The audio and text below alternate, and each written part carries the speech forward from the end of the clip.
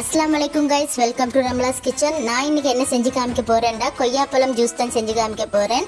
பெரிய கொய்யாவா இருந்தா ஒரு காய் எடுத்துக்கிட்டீங்கன்னா போதும். இதுவே சின்ன கொய்யாவா இருந்தா ஒரு 4 காய் எடுத்துக்கணும். அதோட ஒரு 4 டேபிள் ஸ்பூன் அளவு மில்க் பவுடர் எடுத்துக்கணும். அதோட நம்மளுக்கு டேஸ்ட்டுக்கு தகுந்த அளவு சுகர், அதோட கொஞ்சமா ஐஸ் கியூப்ஸ். இவ்வளோ தான் நம்மளுக்கு தேவையான இன்கிரீடியன்ஸ். வாங்க எப்படி செய்யறதுன்னு பார்த்துக்கலாம்.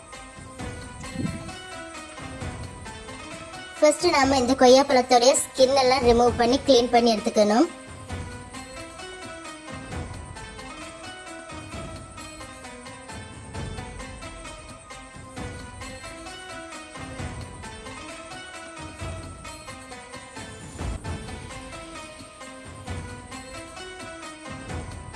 இந்த மாதிரி சூப்பராகவே நாம க்ளீன் பண்ணி எடுத்துக்கணும். அதுக்கப்புறம் அதை வாஷ் பண்ணிட்டு நாம குட்டி குட்டி பீசஸா கட் பண்ணிக்கணும்.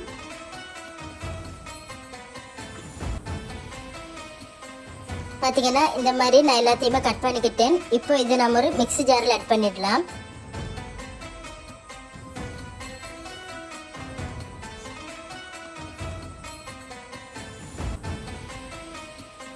ஆட் பண்ணிட்டு இப்போ இது கூடவே நம்ம சுகர் ஆட் பண்ணிக்கணும். அதுக்கப்புறம் நம்ம எடுத்து வச்சிருக்கிற பால் பவுடர் ஆட் பண்ணிக்கணும். அது கூடவே ஐஸ் கியூப்ஸ். இப்போ இது கூட நான் கொஞ்சமா கிரீன் கலரிங் சேர்த்துக்கிறேன்.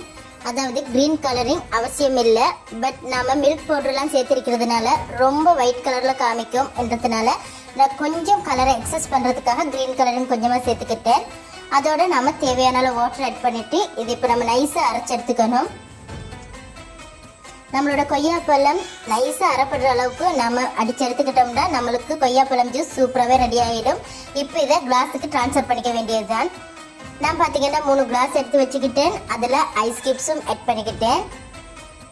இப்போ இதில் நான் ப்ரிப்பேர் பண்ணிக்கிட்ட கொய்யாப்பழம் ஜூஸை ஆட் பண்ணிக்கிறேன். பாருங்க எவ்வளோ சூப்பரான ட்ரிங்க் ரெடி ஆகிடுச்சுண்டு.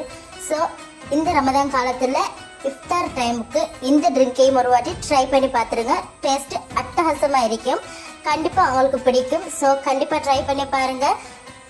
பிடிச்சிருந்தா லைக் பண்ணுங்க, கமெண்ட் பண்ணுங்க, கண்டிப்பாக உங்கள் ஃப்ரெண்ட்ஸ் அண்ட் ஃபேமிலிஸ்குள்ளே ஷேர் பண்ணுங்க. அண்ட் மறக்காமல் சப்ஸ்கிரைப் பண்ணிடுங்க. கண்டிப்பாக பெல் ஐக்கானை தட்டி விட்டுருங்க.